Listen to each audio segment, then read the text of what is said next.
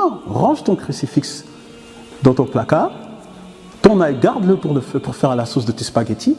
Si tu as un problème avec Dracula, ramène juste un musulman. C'est le musulman qui tue Dracula. Rendons à l'islam ce qui appartient à l'islam. Les musulmans d'Andalou, ils étaient déjà partis en Amérique.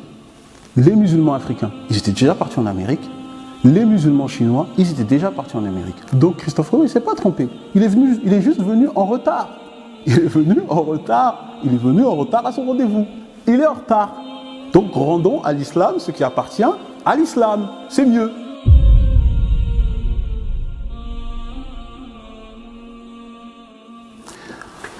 Alhamdulillah, nahmaduhu wa nasta'inuhu wa nastaghfiruhu wa na'udhu billahi min shururi anfusina wa min sayyiati a'malina ma yahdith fala mudilla lahu wa ma yudlil fala hadiya lahu wa ashhadu an la ilaha illallah wahdahu la sharika lahu wa ashhadu anna Muhammadan abduhu wa rasuluhu thumma ma ba'd. La louange est à Allah et c'est à lui dont j'implore le secours et le pardon. Et je recherche refuge auprès de lui contre la méchanceté de mon âme et contre les méfaits de mes actes. Je témoigne que nul ne mérite d'être adoré si ce n'est Allah, le seul, l'unique et sans associé. Et je témoigne que Mohammed, sallallahu alayhi wa sallam, est son dernier messager. Donc, assalamu alaikum. Je suis ravi de revenir enfin, dans cette bibliothèque pour faire, on va dire, en quelque sorte une trilogie, puisque c'est la 3e fois que je viens ici. Et je viens toujours avec des sujets et des thèmes qui, on va dire, il faut l'avouer, révèlent mon petit côté contestataire, puisque c'est des sujets un peu spéciaux, des sujets qui ne sont pas souvent abordés. Alors moi, je remercie également Cheikh Abdel Hakim d'avoir mis à disposition cet endroit béni, parce que c'est une bibliothèque religieuse. Je le remercie parce que c'est aussi un jour béni, puisqu'on est dans le mois du Ramadan, et j'espère, avec cette petite assemblée, c'est bien, tant mieux, ça reste convivial, que ce soit aussi une assemblée bénie. Alors, le titre d'aujourd'hui, « Rendons à l'islam ce qui appartient à l'islam », a suscité beaucoup de questions. Beaucoup de personnes m'ont dit que c'est assez mystérieux. On ne voit pas directement les aspects qui vont être abordés de manière générale et globale. Donc moi, je vais d'abord vous expliquer, on va dire, l'origine de l'engouement, pourquoi j'ai voulu mettre ce titre. En fait, c'est dû à un aléa qui était, il n'y a pas longtemps, lorsque j'étais parti à la bibliothèque de François Mitterrand, la Bibliothèque nationale de France, et en fait, je suis tombé sur un livre. Je suis tombé sur un livre qui, ça parlait des différentes maladies. Alors maintenant, je commence à feuilleter ce livre, et je tombe sur une maladie, ça parle de la syphilis. La syphilis, une maladie sexuellement transmissible. Et qu'est-ce qu'il est dit dans ce livre? Il est dit que les premières traces de la syphilis, enfin, là où la syphilis a été trouvée pour la première fois, c'est au XVe siècle, c'est en Europe, particulièrement en Italie. Et l'origine de la syphilis serait le retour des conquistadors en Amérique latine. Parce que je vous rappelle, historiquement, officiellement, on en reviendra, officiellement, ce serait Christophe Colomb, en 1492, qui aurait découvert l'Amérique. Je dis bien officiellement, on va y revenir. Et donc, de leur retour, les conquistadors auraient attrapé la syphilis parce qu'ils auraient été contaminés par les femmes indigènes. Les femmes indigènes qui, elles, auraient été contaminées par leurs époux, qui, eux, auraient copulé avec des lamas. Ils auraient copulé avec des lamas. Et d'après des rapports de médecins, beaucoup d'études nous disent que c'est dans le côlon du lama que se trouve le germe de la syphilis. Alors moi, quand j'ai lu ça, j'ai éclaté de rire. J'ai éclaté de rire, je me suis dit, bon, je vais prendre mes affaires, je vais partir, sinon ils vont me chasser. J'ai pris mes affaires, je suis parti, j'ai éclaté de rire. Pourquoi? Parce que, regardez, les conquistadors, tout le monde est au courant ici, que c'est eux qui ont fait le plus grand génocide qui a existé dans l'histoire. Le plus grand. Ils ont tué des hommes, des femmes, des vieux, des animaux, tout.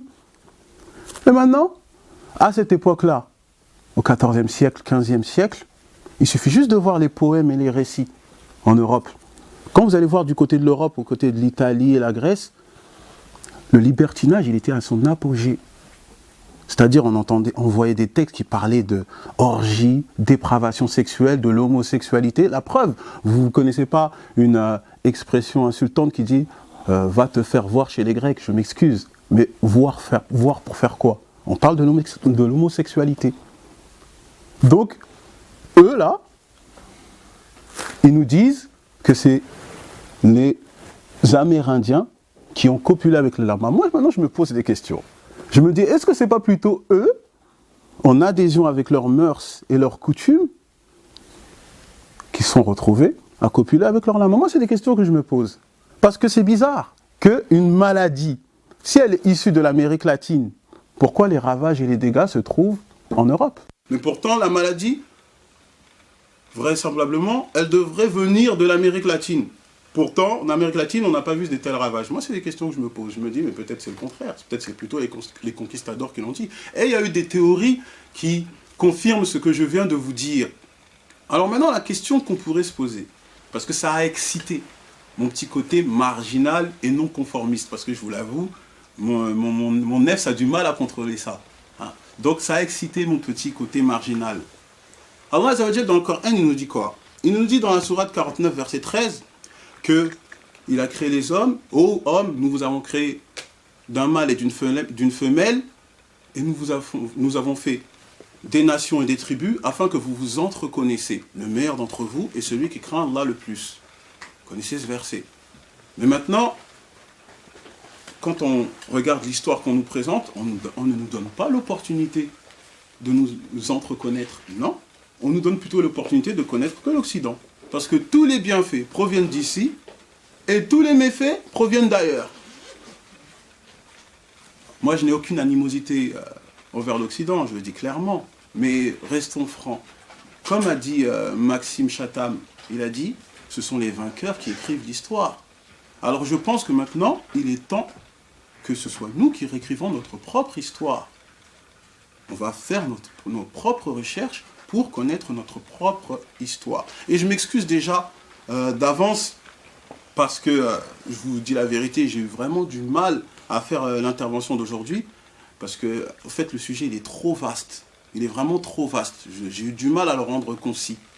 Pourquoi? Parce que c'est un sujet qu'en vérité, hein, si je commence de maintenant jusqu'à l'heure où on coupe le jeûne, ça restera peu. Tellement c'est large.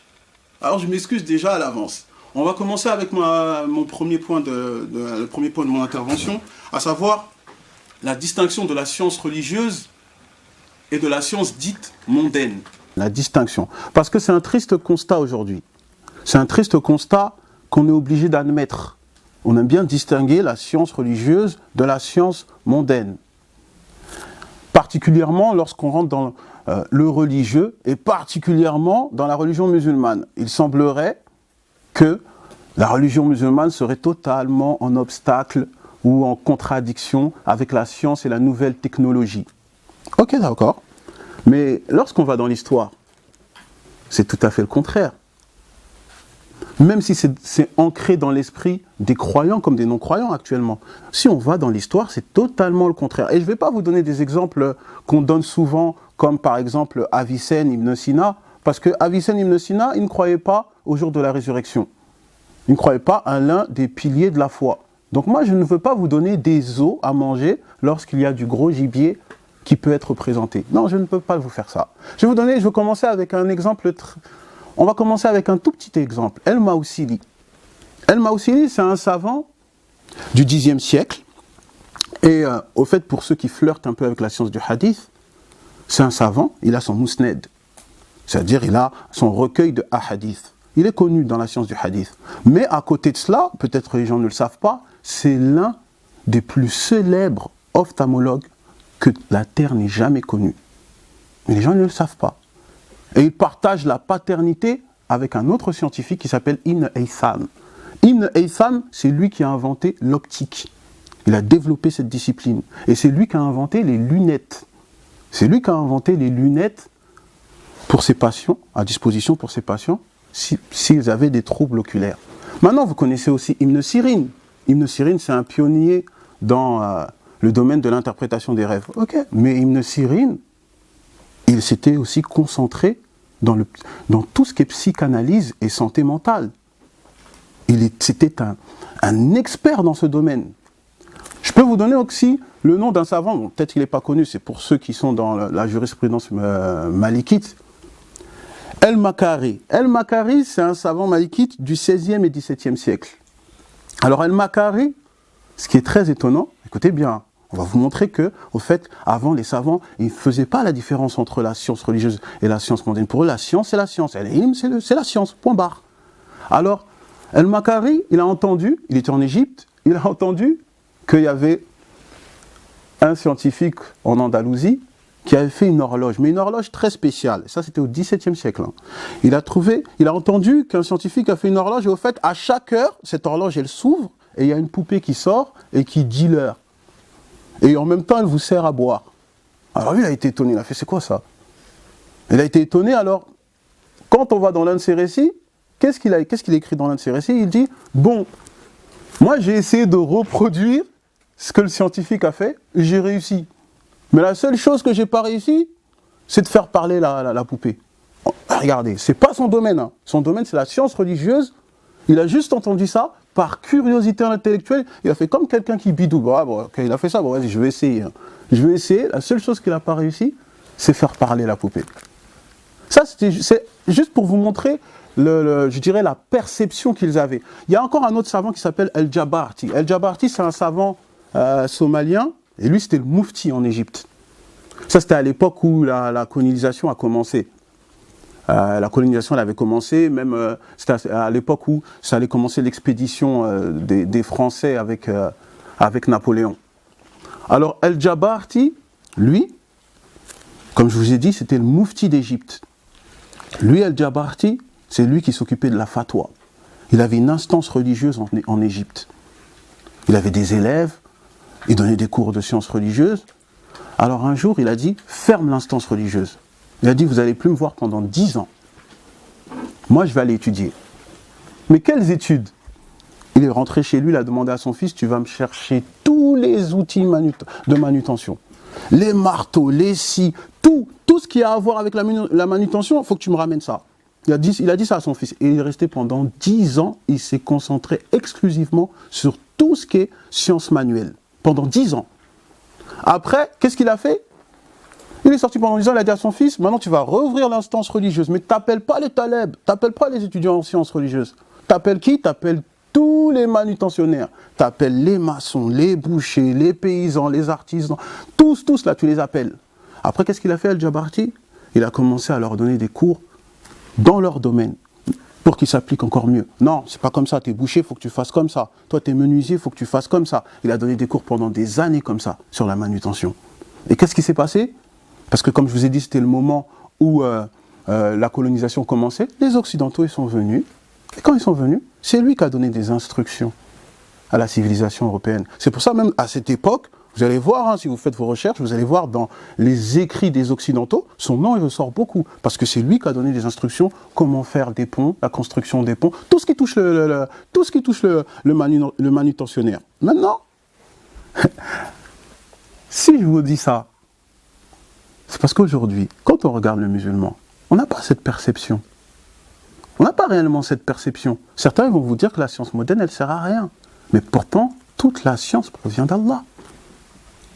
C'est-à-dire que normalement, à partir de tout, on peut exploiter cette science qui vient d'Allah. C'est un bienfait. C'est pour ça qu'Ibn al-Qayyim, il a fait un livre sur la médecine prophétique. Ibn al-Qayyim, il a aussi fait un livre sur les bienfaits des plantes. L'imam Suyuti, il a fait un livre sur la cuisine. C'est un imam, l'imam Suyuti, je ne sais pas si vous savez c'est qui, c'est une montagne de science. Il a eu le temps de faire un livre sur la cuisine. Donc à partir de tous les domaines, ils sortent de la spiritualité. C'est ça. Et c'est pour ça que même si on y réfléchit, on regarde dans le Coran, quand Allah il nous parle dans la sourate Al-Baqarah, la sourate 2, verset 31, lorsqu'Allah nous dit que Adam a appris tous les noms de toutes choses. Ibn Abbas, il commente ce verset. Ibn Abbas, il nous dit quoi? Il nous dit que non seulement Adam, alayhi salam, il connaissait le nom des hommes, le nom des animaux, les noms des montagnes, le nom des plaines, le nom de toute la création, mais en plus, il connaissait leur qualité, leur fonction et leur utilité. Ça veut dire on voit l'étendue de la science. On le voit. Maintenant, pour encore parachever, parce que là on est venu, on a expliqué ce que Allah Azza wa Jalla nous a dit. Lorsqu'on va dans le XIIIe siècle, à l'âge d'or de l'islam, il y a un savant, un médecin qui s'appelait Ibn Nafis. Ibn Nafis, il a compris cette chose-là, comme je vous l'ai dit. Pourquoi ? Parce qu'Ibn Nafis, qu'est-ce qu'il a fait ? Ibn Nafis, hormis le fait que ce soit lui qui a le premier, qui a décrit d'une manière mais ultra précise la petite circulation sanguine et la petite circulation pulmonaire, alors Ibn Nafis, il a fait quoi ? Il a fait un livre. Vous savez, c'est quoi le livre qu'il a fait ? Il a fait un livre, au fait, il a regroupé toute la médecine de Adam alayhi salam, jusqu'à son époque. Est-ce que vous vous imaginez ? C'est-à-dire tout ce qui touche la médecine de Adam alayhi salam jusqu'à son époque. Son livre s'appelle El-Shamil fi al-Tib. Si je vous dis combien de volumes il fait ce livre, je pense que vous n'allez pas me croire. Vous savez combien de volumes il fait ce livre-là ? Il fait 300 volumes. 300 volumes. Est-ce que même il y aura de la place chez vous pour mettre tous les volumes là ? Il n'y en aura même pas. Il a fait 300 volumes. Et bizarrement, encore une fois, bizarrement, les Occidentaux nous disent qu'on n'en a retrouvé que 80. Bon, il n'y en a que 80. Certains ils nous disent que non, ça a brûlé. D'autres ils nous disent que non, il n'a pas fini son œuvre. Mais quand on se penche encore dans l'histoire, qu'est-ce qu'on voit ? On voit que des choses que c'est lui qui les a inventées, ça a été attribué et plagié à quelqu'un d'autre. Par exemple pour la circulation sanguine, ça a été plagié et attribué à William Harvey, 3 siècles après. Pardon, même 6 siècles après, bizarrement. Je ne sais pas. Tout à l'heure, je vous ai parlé de Ibn Haytham. Ibn Haytham, c'était, comme je vous ai dit, l'ophtalmologue, c'est le père de l'ophtalmologie, lui aussi. Il a été plagié par un Allemand, Georges Bartrich, 6 siècles après. On ne sait pas. Je ne sais pas. Donc c'est par là que je vais basculer dans le deuxième point de mon intervention, notre histoire volée. Et là, je vais commencer comment ? Je vais bien contextualiser les choses avec d'abord un brief rappel historique. Je pense que tout le monde connaît l'âge d'or de l'islam. L'âge d'or de l'islam, c'était du 9e siècle jusqu'au 13-14e siècle, où des avancées considérables ont été enregistrées dans le domaine de la science, dans la religion, dans la médecine, dans l'architecture, dans la littérature, dans tous les domaines sous la domination musulmane, lorsqu'il y avait l'Andalousie musulmane. À côté de cela, en Occident, il y avait la période du Moyen-Âge, du 5e siècle au 14e siècle, là où l'Europe, ils étaient à un niveau de vie très faible, situation économique des plus bas. Au point même où, après cette période, à partir du XIVe siècle, il y a eu ce qu'on appelle la Renaissance. Donc, eux-mêmes, ils ont appelé ça la Renaissance. Tellement c'était bas, ils ont appelé ça la Renaissance. Ok, d'abord, moi je me pose encore des questions. Du 9e au 14e siècle, c'était l'âge d'or. Ensuite, il y a eu la chute de l'âge d'or de l'islam. Et c'est à ce moment-là que, bizarrement, les Occidentaux, hop, la Renaissance. D'un coup, des découvertes, d'un coup, des scientifiques qui nous sortent des choses, on ne sait pas, c'est magnifique, de la littérature admirable, de l'architecture magistrale, d'un coup, c'est-à-dire vraiment comme un peuple qui a reçu une révélation divine, d'un coup, juste après la chute de l'âge d'or de l'islam de l'Andalousie, comme par hasard, hein, juste à partir de ce moment-là. Et ensuite, qu'est-ce qu'ils nous disent ? Les Occidentaux nous disent non, en fait, toutes les traces de l'Andalousie, là, les manuscrits, tout ça, là, la quasi-totalité, on n'a plus, ça a brûlé. Ça n'existe plus, on ne sait pas, on ne trouve plus rien. Ok, d'accord. Vous connaissez Ibn Firnas. Ibn Firnas, pour ceux qui ne le connaissent pas, et c'est dommage hein, pour ceux qui ne le connaissent pas, lui, c'était un scientifique du 9e siècle, andalou. Hormis le fait que ce soit lui qui a inventé le sablier, la montre avec le sable quand vous le retournez, la sablier, c'est lui qui l'a inventé. C'est lui qui a inventé aussi les verres, comment fabriquer des verres à partir du sable. C'est lui aussi qui l'a inventé. Hormis ça, c'est le premier homme qui a entrepris les démarches pour que l'être humain puisse voler. Ça, c'était au 9e siècle. C'est lui le premier. Et comment il a fait ? Parce qu'il a médité sur les versets coraniques. quand Allah Azza wa Jalla nous demande de méditer sur la création, lui, il a fait quoi? Il a médité particulièrement sur l'oiseau. Et qu'est-ce qu'il a fait? Il a fait des ailes avec du bois, il a fait avec des manteaux de soie pour que ça puisse planer, et il est resté une dizaine de minutes en l'air.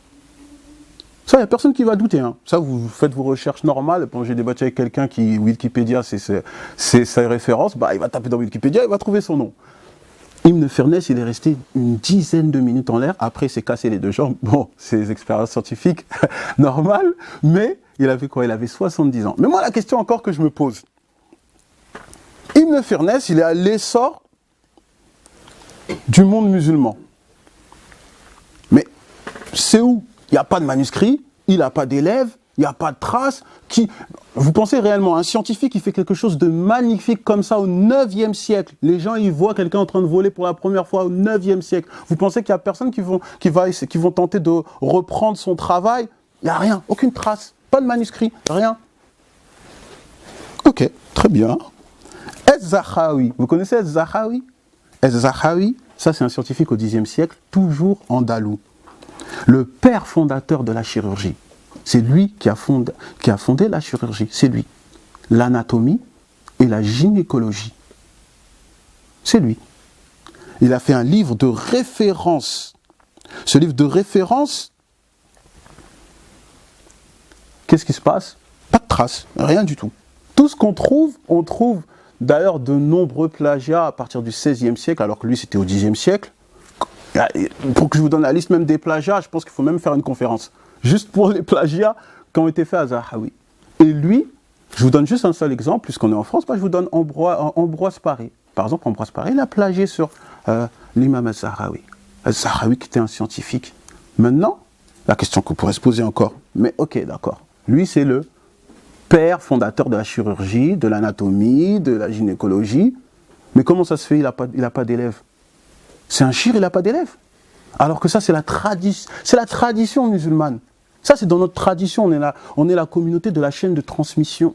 Lorsque vous allez voir la science du hadith, on est dans une précision que tellement c'est précis, même dans les facs occidentales, ils parlent de ça. Ils parlent de ça. On est la communauté de la chaîne de transmission. Mais pourtant, rien. Il n'y a pas de manuscrit, rien, aucune trace. Regardez, même nous, quand on va de notre côté, même l'époque de la Jahiliya, l'époque même avant l'islam, on a des récits, on a des traces, on a tout. On va vous parler de comment ils étaient les Arabes, on va tout vous dire. Mais pourtant, quand l'occupant, maintenant c'est lui qui détient nos sources, alors maintenant il y a le grand trou. Oh non, on n'a pas, ça a brûlé. Oh non, il manque. Oh non, on n'a pas trouvé. Oh, on ne comprend plus rien. Il y a un problème. Et moi, j'en parlais là dernièrement avec un frère, parce que moi, je me veux dans l'interreligion. Ben, ce frère, il faut le dire, lui, il est vraiment dans ce domaine-là. On a parlé des heures, je vous dis franchement 4 heures. Il m'a dit, écoute Abdullah, c'est simple, c'est très simple. Pour qu'on connaisse notre histoire, on est obligé de quoi? On est obligé de faire comme quelqu'un qui cherche des pièces pour pouvoir monter tout ça comme un puzzle. Parce qu'on n'a accès à rien. Regardez, nos manuscrits, la majorité de nos manuscrits, ils se trouvent en Europe. Est-ce que vous saviez que par exemple à Paris, il y a un manuscrit du Sahih Bukhari? C'est ici à Paris. En Allemagne, on a des manuscrits du Coran. La majorité des manuscrits se trouvent chez les Occidentaux. Et le peu qui sont chez nous, ben on a difficilement accès. On en a difficilement accès. C'est pour cela que je vous ai dit, et heureusement, il y a des personnes qui sont un minimum intègres. Ils l'avouent. Par exemple, je vous ai ramené ce livre-là. Ce livre, il est de Lucien X Polastron, Livre en feu. Il a fait quoi? Il a ramené, peut-être du XIVe siècle jusqu'à notre ère, toutes les coïncidences du fait que, voilà, telle bibliothèque a été brûlée, telle chose a été brûlée. Comme par hasard, hein, dès qu'on va voir l'occupant arrive, oh, ça a été brûlé. Il a ramené toutes les corrélations pour montrer que, effectivement, il y a un problème. Donc, il y a un grand trou. Soit c'est brûlé, soit c'est perdu, ou soit on nous donne au compte-gouttes. Soit on nous donne au compte-gouttes. Donc, il y a un problème. Et là, je vais vous donner un exemple. Je pense que ce sera le plus grand exemple de mon intervention. La découverte de l'Amérique. Officiellement, on nous dit quoi? On nous dit que c'est Christophe Colomb. Je veux bien vous expliquer. On vous dit que c'est Christophe Colomb. Il voulait partir en Inde pour prendre des épices. Christophe Colomb, qui est un Italien, c'est un navigateur. Bon, il s'est trompé. Au lieu d'aller vers l'Est, il est parti vers l'Ouest. C'est son boulot, mais bizarrement, ce jour-là, il n'a pas su faire son boulot. Donc, il est parti à l'Ouest. Et il a découvert l'Amérique. Bah, moi, je vous dis que c'est totalement faux. Si je vous dis que c'est totalement faux, et je vous dis que non, il est parti en connaisseur de cause, sous ordre de Isabelle Castille. Isabelle dit la catholique. C'est qui Isabelle Castille? Isabelle Castille, c'est quand l'Andalousie, elle a été reprise aux chrétiens. Elle, c'était une femme, elle détestait l'islam. En Andalousie, il y avait ce qu'on appelle l'inquisition espagnole. C'est-à-dire que comme il y avait une trop grande influence de l'islam, alors eux, ils ont fait tout un procédé pour l'orthodoxie du catholicisme.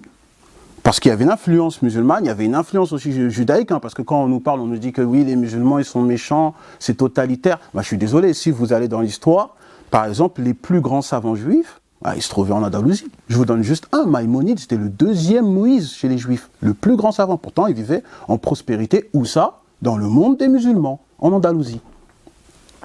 Donc c'est elle, Isabelle Castille, qui a envoyé Christophe Colomb. Pourquoi elle l'a envoyé en Amérique latine pour éliminer les musulmans qui étaient déjà là-bas? Parce qu'au fait, il y avait déjà des musulmans en Amérique latine. Alors quand je dis ça, peut-être déjà ils vont me dire, ah non, Abdallah là, il délire.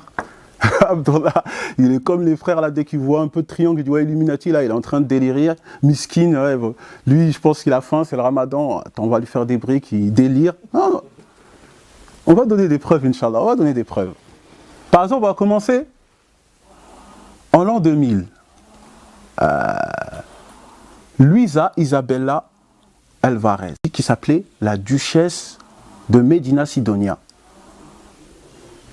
Elle a retrouvé dans son palais qu'elle a hérité des écrits en arabe de l'époque de l'Andalousie musulmane, où il est écrit quoi?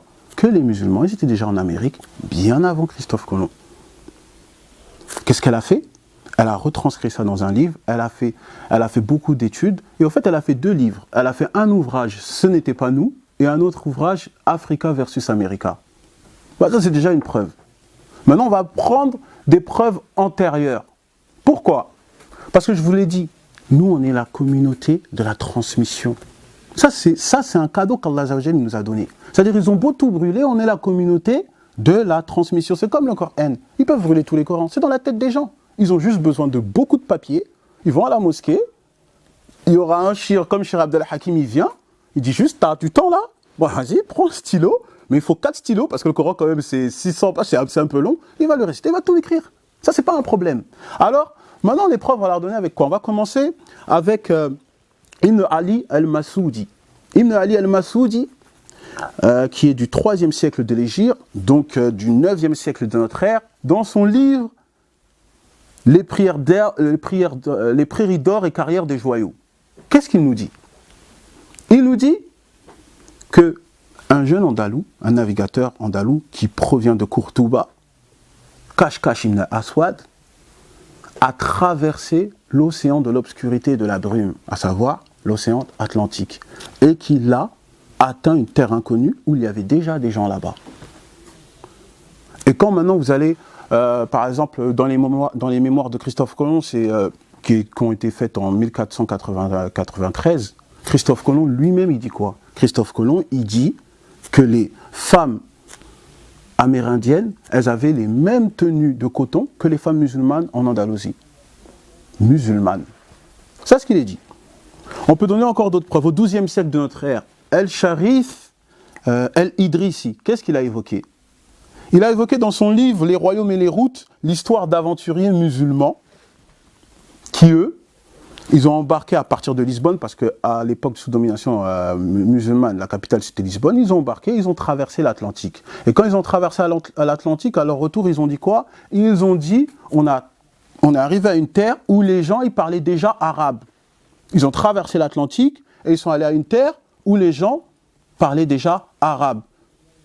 Et maintenant, lorsqu'on va, par exemple, en 1565, parce qu'en 1565, lorsque vous allez dans l'Amérique, l'Amérique a été, le côté de la Floride, ça a été colonisé par les Français. Les Français, ils ont fait une carte en 1564. Dans cette carte, au fait, les villes qui sont autour de la Floride, leurs noms, vous savez, c'était des noms quoi? Les noms des villes, c'était quoi? C'était des noms des villes andalouses et marocaines. Il y avait Marrakech, Majorque, Mallorca. Tous ces noms-là, ils étaient là. Les cartes, vous pouvez voir, hein, ça, c'est pas compliqué. Vous allez faire vos recherches, vous allez trouver. Au 8e siècle de l'Hégire et donc au 14e siècle de notre ère, il y a celui qu'on appelle Shihab Din al-Omari, dans son livre « Les cheminements de rue dans les royaumes des régions ». Et là, ça va être intéressant. Il nous raconte que lors de son voyage pour faire son pèlerinage, il a rencontré en Égypte le sultan du Mali. Il a rencontré en Égypte le sultan du Mali. Parce que, vous savez, quand on entend l'Afrique, bon, nous, on aime tout le temps nous rabaisser. C'est comme ça c'est leur Moukadima, c'est la présentation. À chaque fois, on doit nous rabaisser. Moi, quand je partais aux États-Unis, je m'en souviens, il y avait des Américains, quand je leur disais que j'étais africain, ils ne me croyaient pas. Et quand ils me parlaient dans le sens comme si, non, tu ne peux pas être africain. L'Africain, tu vois, il n'a pas la possibilité d'avoir une chemise, limite, tu vois, il a un os dans les cheveux. Pour eux, c'est ça. Hein, pour eux, c'est ça. Moi, dans ma tête, je me dis, mais attends, est-ce que je veux lui dire que nous, en Afrique, on avait déjà des assemblées, qu'en Europe, le roi, il avait peur de l'eau? Moi, je me suis dit, ah, bon, attends, on va laisser. Moi, je ne veux pas ouvrir cette porte-là, parce que sinon, on va m'accuser de panafricanisme. Mais, en tout cas, Shihab Din el-Omari, lui, il a rencontré le sultan du Mali, l'empereur Mansa Moussa. Et Mansa Moussa, qu'est-ce qu'il lui a dit? Il lui a dit, déjà même, faux, parce que quand même il y a les Maliens qui sont là, il faut que je fasse plaisir aux Maliens. Le royaume du Mali, là, vous savez que le royaume du Mali, à la base, ça prenait toute la partie de l'Afrique de l'Ouest. C'était un royaume, mais il était extrêmement riche en or. Parce qu'il y avait, en Afrique, il y avait le royaume du Mali, il y avait le royaume du Congo. Ça, c'est des histoires c'est pas des histoires, faut regarder, il y a les historiens pour ça. Bref, maintenant, ce sultan-là, le sultan du Mali, Mansa Moussa, lui, il lui a raconté, il lui a expliqué comment il est devenu sultan. Il lui a dit quoi? Il a dit, moi, je suis devenu sultan parce que c'est mon frère qui a renoncé à son trône. Son frère, il s'appelait le sultan Abou Bakr II. Il a dit, moi, je suis devenu sultan parce que mon frère, il a renoncé à son trône, parce qu'il a dit quoi? Il a dit, moi, je veux laisser ces terres et je vais aller dans des terres inconnues pour propager l'islam. Il a renoncé son trône pour propager l'islam. Il a pris quoi? Il a pris 200 navires, il a pris 200 bateaux et 2000 navires pour 2 ans de voyage. Il a pris il a pris des vivres, il a pris de l'or pour au cas où il tombe sur les habitants, il peut faire du troc. Voilà, il est parti, il n'est plus jamais revenu. Maintenant, quand je vous dis qu'il n'est plus jamais revenu, on va dire, bon, d'accord, c'est une petite légende africaine. Mais Christophe Colomb, dans l'un de ses manuscrits, qu'est-ce qu'il nous dit? Il nous dit qu'en Amérique, quand il a découvert l'Amérique, il a dit qu'il a vu la présence de personnes africaines. C'est Christophe Colomb lui-même qui le dit. Et puis si ça ne suffit pas, parce qu'on donne de nos sources, et nos sources sont toujours prises à la légère, ok, très bien. Ben, on va prendre les chercheurs américains. L'américain Ivan Van Sertima, c'est un professeur d'études africaines à l'université de Rutgers. Il a dit quoi dans son livre en 1976? Ils sont venus avant Colomb. Il explique exactement ce que je vous ai dit pour l'histoire du sultan Abou Bakr II. L'écrivain malien Gaussou Diawara, il a fait la même chose. La BBC, elle a fait un rapport de qualité de cette chose-là. Elle a fait un rapport de cette réalité. Ils ont dit quoi? Ils ont dit jusqu'à maintenant, même les Amérindiens, certaines tribus amérindiennes, ils écrivent des lettres avec des dialectes qui en fait sont quoi? Sont des dialectes en langue islamo-mandingue. En Amérique latine. Vous savez c'est quoi le mandingue? Le mandingue, en fait, c'est l'ensemble de dialectes de l'Afrique de l'Ouest. Bambara, Dioula, tout ça, c'est ça. Et ça, c'est la BBC qui le dit. Léo Viviere, c'est un professeur de l'université de Harvard. Qu'est-ce qu'il dit dans le livre L'Afrique et la découverte de l'Amérique? Ça, c'était publié en 1920. Il dit quoi? Il dit, ce que je vous ai dit au début là, quand on a dit peut-être Abdoulaye Delia. Ben non, il a dit quoi? Il a dit Christophe Colomb, il est venu en Amérique conscient qu'il y avait des musulmans. Et il dit la plupart de ces musulmans, c'était quoi? C'était des gens de la tribu mandingue. ils sont propagés principalement en Amérique du Nord, au Brésil, jusqu'au Canada et même toutes les îles du Caraïbe. Et maintenant, quand on entend ça, on arrive à comprendre pourquoi il y a certains noms de pays en Amérique qui, en vérité, si on étudie leurs racines, leur étymologie, eh ben alors c'est des noms qui sont en arabe. Et je vais donner qu'un seul exemple. Guadeloupe. Guadeloupe, c'est Wadi el-Loub. Rivière aux cailloux noirs. Je peux donner encore des preuves. Outre le fait qu'on ait trouvé des tombes en Amérique, là où il y avait des écritures en arabe, et outre le fait que, par exemple, dans les tribus Mapuche, il y a une tribu en Amérique latine, les tribus Mapuche, bizarrement, c'était des très bons musulmans puisqu'ils étaient polygames et que le maximum qu'ils pouvaient faire, c'est 4. Bizarrement, c'était des bons musulmans, mashallah. Mais en tout cas, ce qu'on peut dire, outre ce fait-là, Gavin Menzies, lui, c'était un ancien officier de la troupe britannique. Et lui, qu'est-ce qu'il met en évidence? Écoutez bien, hein. Il dit que oui, l'Amérique, au fait, il dit que un Chinois musulman, un admiral, il est venu en Amérique avant Christophe Colomb. Un Chinois musulman. Oui, j'en ai vu, moi je suis parti en Chine, j'en ai vu, ils sont des millions. Cet admiral, il s'appelait comment? Il s'appelait Zheng He, et son nom musulman, Hajj Mahmoud Shams. Et lui, qu'est-ce qu'il a fait au fait? Lui, il est parti pour faire son pèlerinage. Lorsqu'il est parti pour faire son pèlerinage, il a voulu visiter le monde et expliquer maintenant à son peuple, parce que son peuple c'était la tribu des Hui. L'ethnie des Hui en Chine, c'est des musulmans de génération en génération. Si vous tapez encore sur internet, vous allez voir, c'est des musulmans d'origine. Donc lui, il est parti voir le monde pour pouvoir expliquer à son peuple ce qu'il a vu. Alors il est parti en Afrique. Et Gavin Menzies, il nous ramène les reliques que Hajj Mahmoud Shams, il a fait, où il a dessiné des girafes, il a montré pour montrer aux Chinois, regardez, j'ai vu tel animal, je ne les ai jamais vus. Ok, il a fait ça. Après, après être parti en Afrique, qu'est-ce qu'il a fait? Il est parti en Amérique. Et ça, c'était en 1421. Donc, 71 années avant Christophe Colomb. Et ça, c'est dans son livre 1421, l'année où la Chine a découvert l'Amérique. Donc, conclusion. Quand on nous dit que Christophe Colomb, il s'est trompé, Miskin, il s'est trompé, alors il a découvert l'Amérique. Non, il ne s'est pas trompé. C'est simple. Les musulmans d'Andalou, ils étaient déjà partis en Amérique. Les musulmans africains, ils étaient déjà partis en Amérique. Les musulmans chinois, ils étaient déjà partis en Amérique. Donc Christophe Colomb, il ne s'est pas trompé. Il est juste venu en retard. Il est venu en retard à son rendez-vous. Il est en retard. Donc rendons à l'islam ce qui appartient à l'islam. C'est mieux. Je pense que c'est mieux. Lorsque, par exemple, pour ceux qui sont déjà partis en Espagne, vous allez visiter l'Alhambra. L'Alhambra en Espagne, c'est vraiment, c'est monumental. Enfin, ceux qui sont partis là-bas, vous allez voir, c'est magnifique. Les guides espagnols, eux-mêmes, ils parlent, ils le disent. Ils le disent, vous savez, toutes ces structures-là, en fait, c'est les musulmans de l'époque.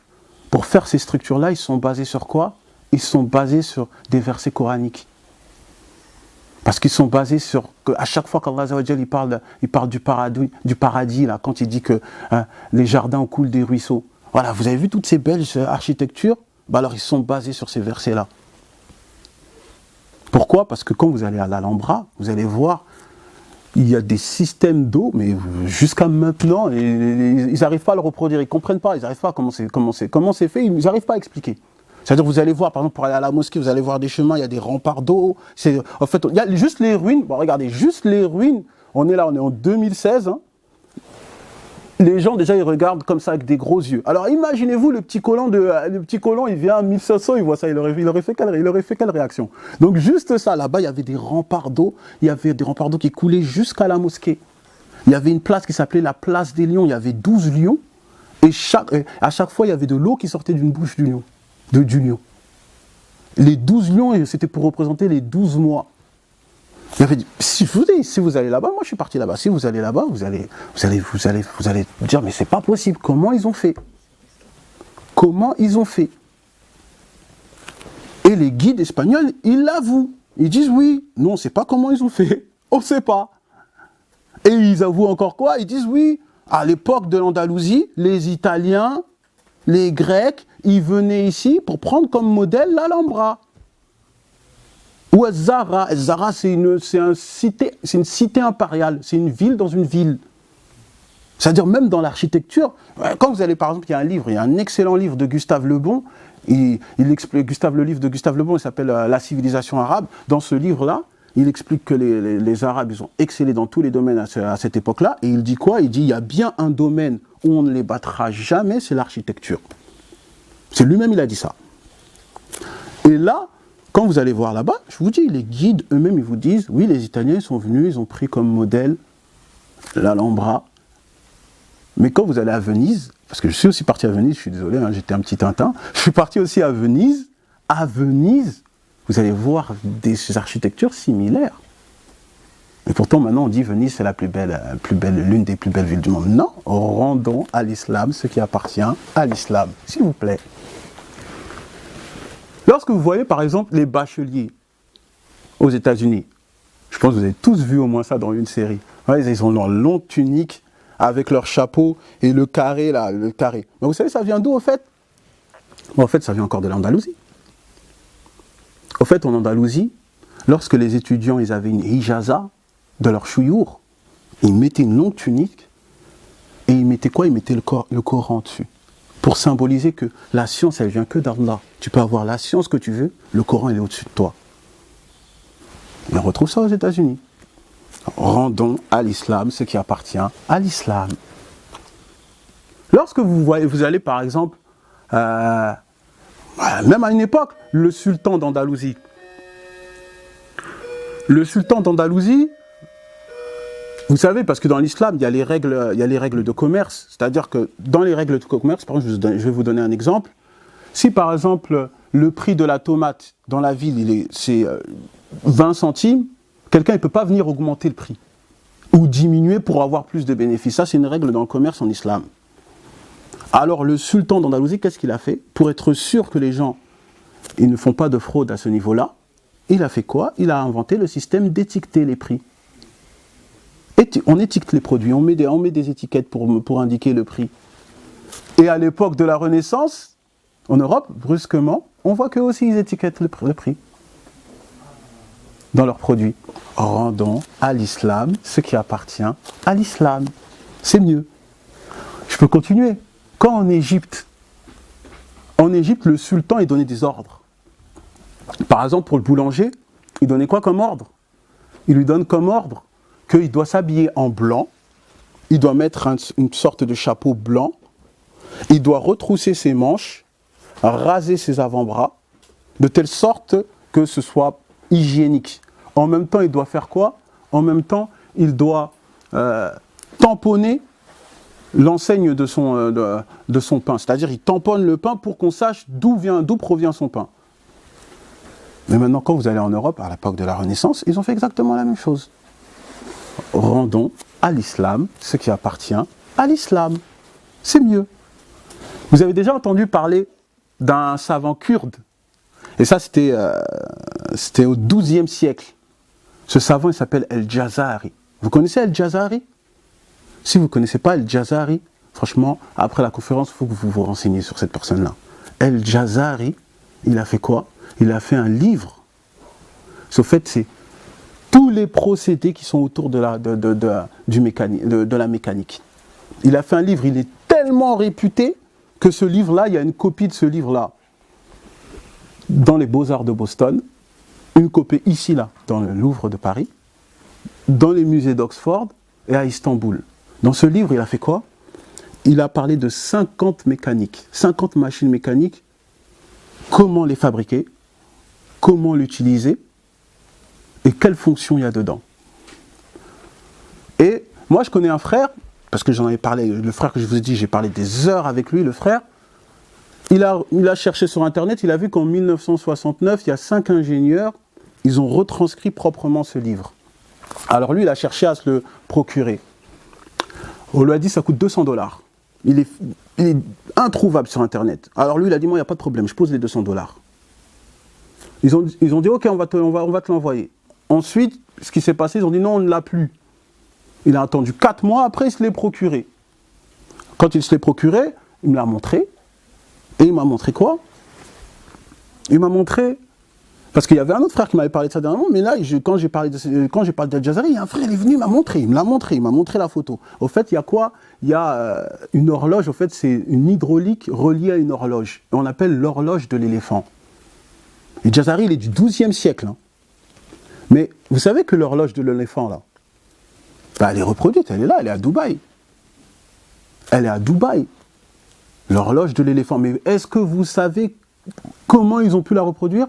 Ils ont eu besoin de 100 ingénieurs les plus grands du monde et 11 000 heures de travail. Les 100 ingénieurs les plus grands du monde et 11 000 heures de travail pour quelqu'un qui a fait un livre du XIIe siècle. Et c'est nous qu'on dit, oui, ça c'est une civilisation barbare et arriérée. Bah, regardez les fruits de cette civilisation barbare et arriérée. Vous avez besoin de 100 ingénieurs et de 11 000 heures de travail. Rendons à l'islam ce qui appartient à l'islam.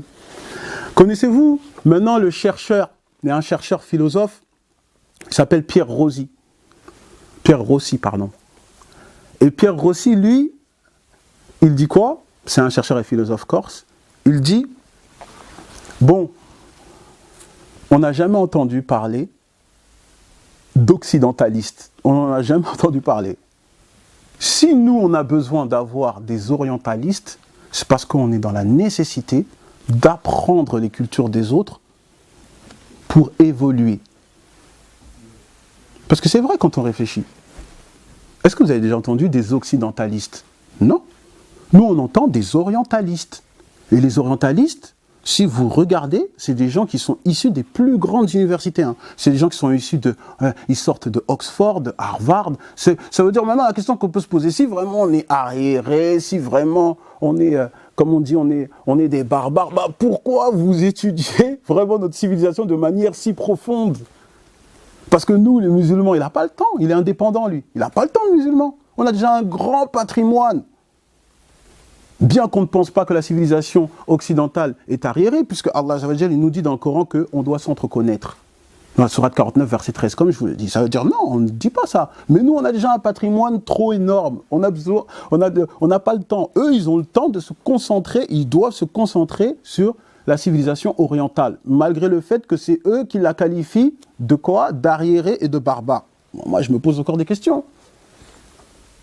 Maintenant, regardez le savant Khwarizmi. Vous connaissez le savant Khwarizmi? En fait, c'est un savant de Bagdad du 9e siècle. Et ce savant-là, son nom, il a été latinisé, et son nom, il est sorti algorithme. Parce que c'est lui qui a inventé les algorithmes. C'est lui qui a inventé les algorithmes. Maintenant, lui, qu'est-ce qui s'est passé? Lui, il y a le calife de son époque, il lui a ramené un cadeau de l'empereur de l'Inde. L'empereur de l'Inde, il lui a ramené un cadeau, et au fait, Khwarizmi, il a vu quoi? Il a vu qu'il y avait des chiffres. C'était les chiffres indiens. Alors qu'est-ce qu'il a fait? Il a regardé, et il a commencé à faire des étapes avec ça. D'où algorithme.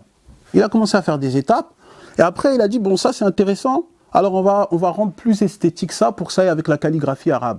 Alors il a modifié un peu ces chiffres-là, et il a fait des chiffres pour l'Empire ottoman. Mais ces chiffres-là, il a continué à les appeler les chiffres indiens. Parce qu'il y a beaucoup de personnes, quand on va dire que c'est les Arabes qui ont inventé les chiffres, ils vont dire non, en fait, c'est les Indiens. Et c'est sur ça qu'ils veulent jouer. Donc, au fait, non, il a continué à appeler ça les chiffres indiens. Mais comme je vous l'ai dit, on est la communauté de la science. On doit être des personnes, on veut pousser la science au maximum. Comme je vous l'ai dit, Adam alayhi salam, il connaissait toutes choses. Ça veut dire que nous, on essaie un maximum de se rapprocher de ça.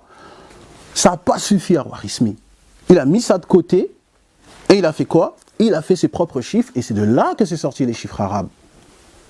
Et malgré le fait qu'il a fait les chiffres arabes, il a quand même dit dans ses récits que oui, il a été inspiré par les Indiens. Parce qu'il y a une intégrité, il y a une honnêteté intellectuelle. Mais maintenant, avec déjà les quelques plagiats que je vous ai dit, est-ce qu'on peut dire que c'est la même chose de côté? Non.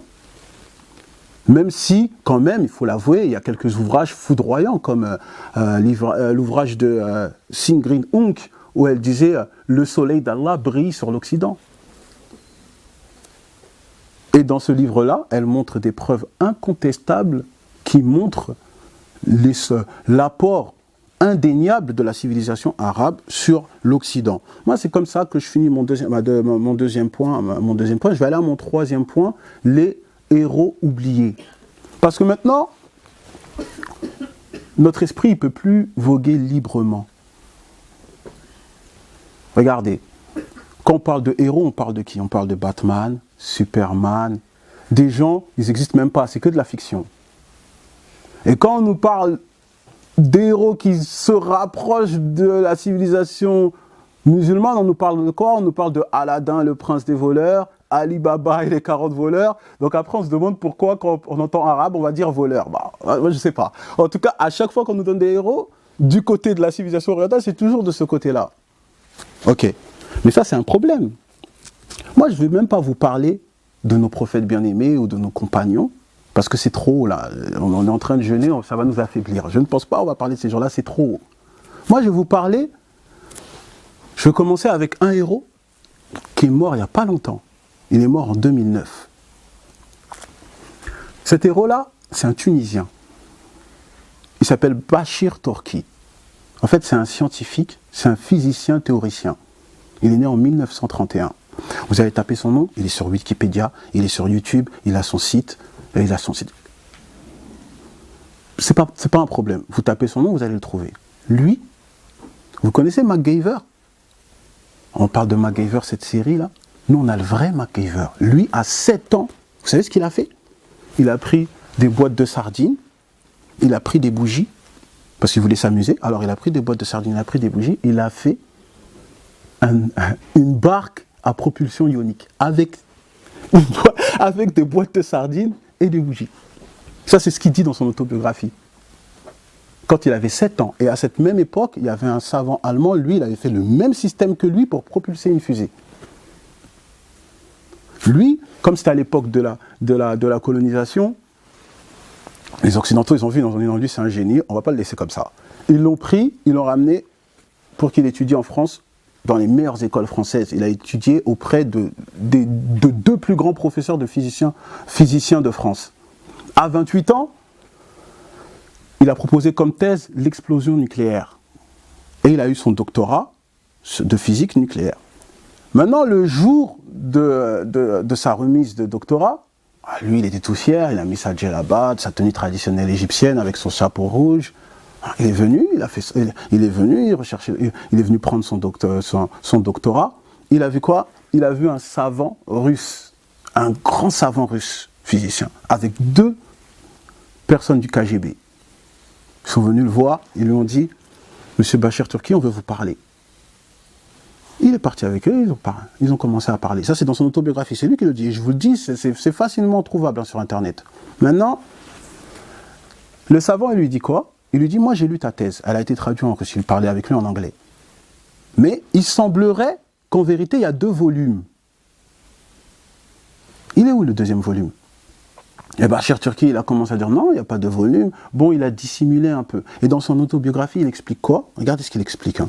Il est en train de dire qu'au fait, quand il a fait des recherches de sa thèse, il est arrivé à une grande conclusion. Parce qu'au fait, quand on va dans l'explosion nucléaire, je vous expliquerai brièvement, au fait, c'est l'explosion de noyaux à partir de l'intérieur par la cause de l'enrichissement d'uranium.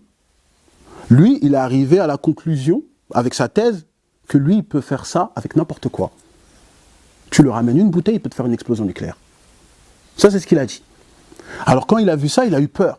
Il s'est dit, mais si je fais ça, si je fais une thèse comme ça, je la présente et que ça va aux mains de n'importe qui, moi, je ne peux pas prendre cette responsabilité. Alors, il a dissimulé sa thèse de manière à ce qu'on ne puisse pas voir ça. Mais l'éminent savant russe, comme c'est leur, on va dire que c'est leur dialogue de fou intellectuel, hein, parce que ça, c'est un dialogue que nous, les personnes basiques comme nous, on ne peut pas comprendre, ils ont leur langage à eux. Il a vu que non, il a lu la thèse, il s'est dit, mais lui, il peut aller même plus loin que ça. Alors, il a proposé à Bachir Torki de, non, viens avec nous, on te paie, on fait tout, t'étudies, tu poursuis ta thèse. Lui, il a refusé. Il a refusé. Mais Bachar Turki, les frères, moi je vous dis que lui, c'était un génie.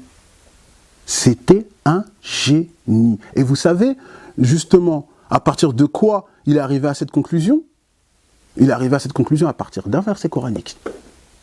La sourate 67, verset 8, quand Allah il dit « Peu s'en faut que de rage il n'éclate » quand il parle de l'enfer. À partir de ce verset, il a médité et il est arrivé à cette conclusion-là. Il s'appelle « Lillah al-ilm ». La science appartient à Allah. Ils l'ont traduit « l'islam, la religion de la science ». Et lui, il avait fait quoi? Il avait monté comme projet de faire une centrale nucléaire pour deux finalités. Un, pour fournir de l'électricité, et deux, pour qu'on puisse avoir de l'eau douce à partir de l'eau de la mer. Il a proposé ça à Bourguiba. Et Bourguiba, il a refusé. Il a dit, je dis de manière officielle, entre guillemets, parce qu'il manquait de financement. Je dis bien de manière officielle. Ensuite, qu'est-ce qu'il a fait, Bachar Turki? Il a fait la première centrale nucléaire en Ouzbékistan. Ça, c'était un héros, les frères. C'était le vrai MacGyver. Un vrai. Mais nous, on ne connaît pas.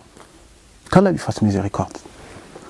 Lorsqu'on va avec un autre héros oublié, Piri Reis, de son vrai nom, Kamel Reis, c'est un commandant de la force navale durant l'Empire ottoman. Ça, c'est au XVIe siècle. Parce que nous, on connaît, dès qu'on parle de mer, on connaît les héros de fiction comme Ulysse, tout ça. Piri Reis, les frères et les sœurs, vous savez c'est quoi? Piri Reis, lui, outre le fait que lui, c'était un héros parce qu'il a sauvé de nombreux musulmans comme des juifs andalous pour les sortir de la persécution chrétienne, parce que, comme je vous l'ai dit tout à l'heure, l'Inquisition espagnole, il faut savoir que les musulmans andalous et les juifs andalous, ils se faisaient persécuter, ils se faisaient torturer. Lui, alors, il faisait quoi? Il partait les sauver.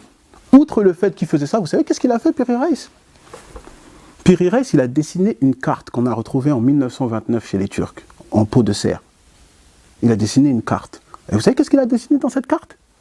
Il a dessiné la totalité de l'Amérique. Toute la globalité, toute l'Amérique du Nord et l'Amérique du Sud, il a dessiné. Ça, c'était au XVIe siècle. Il a tout dessiné. Mais est-ce qu'il s'est arrêté là? Non. Il a dessiné aussi l'Antarctique. Mais est-ce que vous savez que l'Antarctique, celui qui s'est approché de la découverte de l'Antarctique, c'était en 1773 avec James Cook, et que les Occidentaux ont commencé à étudier l'Antarctique de 1928 à 1958. Lui, il a dessiné l'Antarctique. Quand il a dessiné l'Antarctique, il a même dessiné l'Antarctique avec la terre ferme et de la glace qui était recouverte. Pourtant, les scientifiques occidentaux, ils ont pu faire ce constat qu'en 1958. Lui, c'est au XVIe siècle. Il a déjà fait. Mais est-ce que je m'arrête là? Non. Parce que la NASA, je vous ai dit, il y a une émission sur ça. La NASA, ils sont restés perplexes. Pourquoi ils sont restés perplexes? Parce que non seulement il a dessiné l'Antarctique, non seulement il a dessiné l'Amérique dans sa globalité, mais il a dessiné quoi? Il a dessiné, il a dessiné l'Afrique, il a dessiné l'Europe, il a marqué la distance qu'il y a entre la côte africaine et la côte européenne. Il a mis la distance qu'il y a entre l'Amérique du Sud, la côte de l'Amérique du Sud et l'Amérique du Nord. Qu'est-ce qu'il a fait? C'est pas fini, hein. Il a dessiné quoi? Il a dessiné des plantes qui correspondent à chaque région dans l'Amérique. Bon, là-bas, il y a de la mangue, il a dessiné une mangue. Il a dessiné les plantes, il a dessiné les animaux qui correspondent à chaque pays. Il a dessiné le fleuve d'Amazon avec ses branches. Il a tout dessiné. La NASA, ils sont restés perplexes. Ils ont dit, jusqu'à l'émission, moi je l'ai vu, j'ai rigolé. Ils ont dit quoi? Ils ont dit, à l'époque actuelle, hein, pour faire une carte comme ça, il faut entre une dizaine et une centaine d'années. Ce n'est pas possible qu'un homme puisse faire ça. C'est forcément des extraterrestres. C'est forcément des extraterrestres. Nous, on leur répond non. C'est juste un musulman qui avait la foi et qui a médité sur la création d'Allah. Rendons à l'islam ce qui appartient à l'islam. C'est tout. Maintenant, autre héros peut-être que vous ne connaissez pas. Enfin, on le connaît, mais pas comme il le faut. Barberousse. Quand on dit Barberousse, généralement, on nous présente quoi? Un pirate, borgne, il a une jambe en moins, aspect terrifiant. Ok. Mais en fait, c'est pas du tout ça. Non. Barberousse, au fait, c'était un héros. Lui aussi, il a sauvé les musulmans persécutés en Andalousie. Lui aussi. On va commencer comment? On va commencer avec le sultan de l'Empire ottoman, parce que c'était un ottoman, il s'appelait Barberousse, au fait, c'était Harouch. Et lui, au fait, le sultan de l'Empire ottoman, Salim Ier, il a reçu des lettres de détresse des musulmans d'Andalou, comme quoi qui se font torturer. Ces lettres, elles provenaient des caves des églises d'Andalousie. Alors quand le sultan il a vu ça, il a appelé Harouch et il lui a donné des recommandations. Regardez, je vais vous les donner, les recommandations, je vais vous les lire. Les recommandations qu'il a données à Harouch. Il lui a dit quoi? Il a dit, tu vas aller là-bas, diriger la flotte jusqu'en Andalousie d'une discrétion et d'une manière hors pair. Détruire la flotte de cette ville et neutraliser les ennemis en les surprenant dans leurs églises pour éviter que les prêtres puissent fuir, car c'est eux qui connaissent l'emplacement des chambres de torture. Ensuite, quand ils ont trouvé les chambres libérées, tu dois libérer les musulmans, libérer les juifs prisonniers. Ensuite, tu dois attendre la nuit pour les déplacer, pour éviter de les aveugler, parce que pendant des années, ils étaient dans des caves. Donc s'ils retrouvent la lumière du soleil, ils vont se retrouver aveuglés. Embarquer, non pas vers le chemin du retour vers la Turquie, mais plutôt vers l'Algérie. Comme ça, c'est une diversion. Ça, c'était ce que l'empereur Salim Ier, le sultan Salim Ier, il a donné comme ordre à Harouch. Mais il a dit quoi? Il a dit, tu dois faire tout ça en 6 heures. Mission impossible. Vous connaissez Mission impossible? Bah, elle est là, la mission impossible. En 6 heures. Et vous savez le pire? C'est qu'il a réussi. Il a réussi et il l'a fait à plusieurs reprises.